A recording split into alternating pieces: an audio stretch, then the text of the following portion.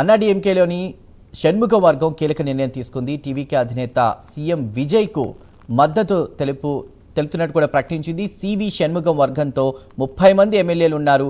డీఎంకేతో అన్నాడీఎంకే కలవాలని ప్రయత్నించిందని, అందుకే మేము పళనిస్వామి వర్గంతో విడిపోయామని సివి షణ్ముఖం అంటున్నారు. ప్రస్తుతం సీఎం విజయ్కు మద్దతు తెలపాలని నిర్ణయించుకున్నామని, ఎన్డీఏ కూటమి నుంచి బయటకు వచ్చామని ప్రకటించారు. వరుస ఓటములకు పళనిస్వామి కారణమని, ఓటమికి బాధ్యత వహించి పార్టీ పదవి నుంచి పళనిస్వామి దిగిపోవాలని డిమాండ్ చేస్తున్నారు. ఇదే అంశంపై పూర్తి వివరాలు మా ప్రతినిధి రవివర్మ అందిస్తారు. రవివర్మ, ఒక విధంగా రెండు వర్గాలుగా కూడా అన్నాడీఎంకేలో విడిపోయినటువంటి పరిస్థితి. ప్రస్తుతం పళనిస్వామి అధికారం నుంచి దిగిపోవాలని వాళ్ళు డిమాండ్ చేస్తూ ఉన్నారు. విజయ్కి ఇది ఒక మంచి అవకాశంగా చూడాలా? నిన్న మనం ఇదివరలో ముందుగానే తెలిపాము. అన్నాడీఎంకేలో ముస్లిం చోటు చేసుకునింది. కొంతమంది నాయకులు, కొంతమంది ప్రజాప్రతినిధులు, అన్నాడీఎంకే చెందినటువంటి ప్రజాప్రతినిధులు తిరుగుబాటు వదిలేస్తున్నారని చెప్పి కూడా ఇదివరలోనే ప్రైమ్ నైన్ లో మొదటగా ఈ వార్తను అయితే పబ్లిష్ చేశాము.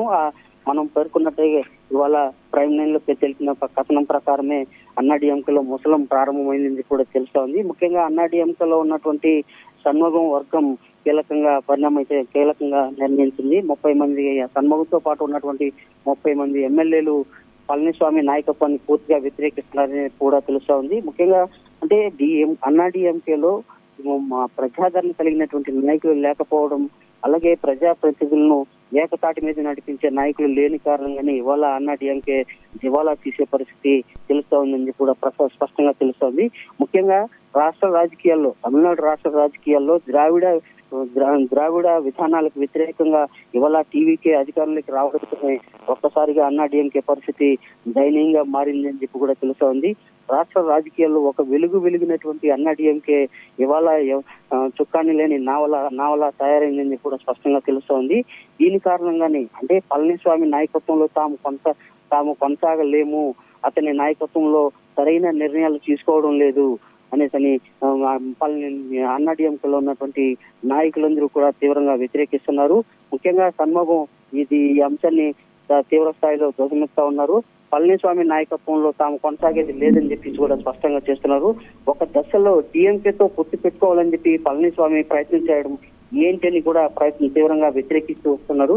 దీని కారణంగానే మేము అన్నాడీఎంకే నుంచి బయట వచ్చేస్తున్నాము అని చెప్పి కూడా ఎన్డీఏ కూటమి నుంచి కూడా వైదొలుగుతున్నామని చెప్పి కూడా షణ్ముఖం సంబంధించినటువంటి వర్గం స్పష్టంగా బహిరంగంగా ప్రకటిస్తా ఉంది. తాము అన్నాడీఎంకేను వీడి టీవీకేతో మద్దతు ఇచ్చేందుకు కూడా సిద్ధమవుతున్నామని చెప్పి కూడా స్పష్టంగా తెలుస్తా ఉంది. అయితే డీఎంకే తీరును వ్యతిరేకిస్తే దాదాపు 58 సంవత్సరాల క్రితం కొత్తగా అన్నాడీఎంకే ఏర్పడింది.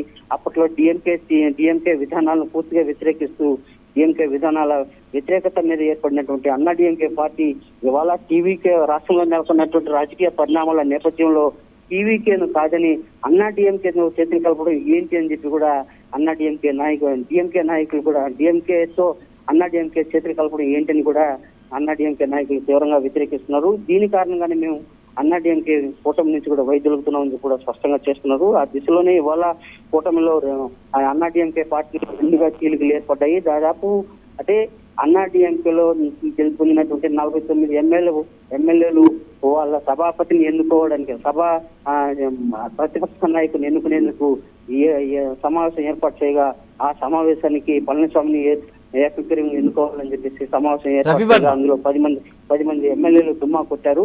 చెప్పండి. Right, thank you. என்ற நிலைப்பாட்டிலே அனைத்து இந்திய அண்ணா திராவிட முன்னேற்ற கழக தொண்டர்களும் நிர்வாகிகளும் சட்டமன்ற உறுப்பினர்களும் இன்று உள்ளோம். ஆகவே இன்றைக்கு தமிழக மக்கள் நடந்து முடிந்த இந்த சட்டமன்ற தேர்தலில் தமிழக வெற்றி கழகத்திற்கு குறிப்பாக முதலமைச்சர் திரு மாண்புமிகு விஜய் அவர்களுக்கு வாக்களித்திருக்கிறார்கள்.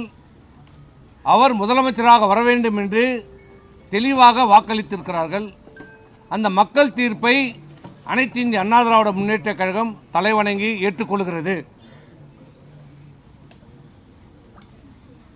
இந்த நிலையிலே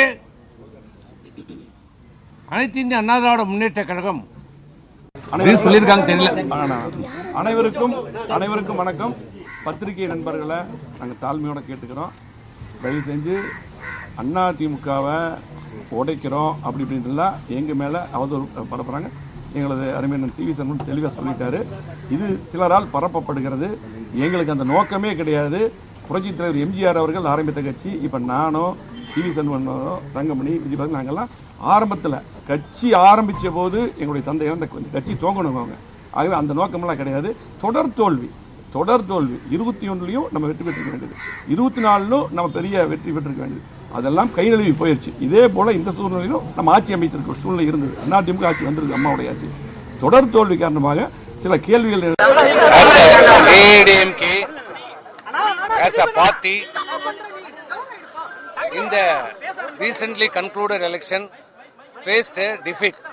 Not only in the recently concluded election, in the past election also, we faced a defeat.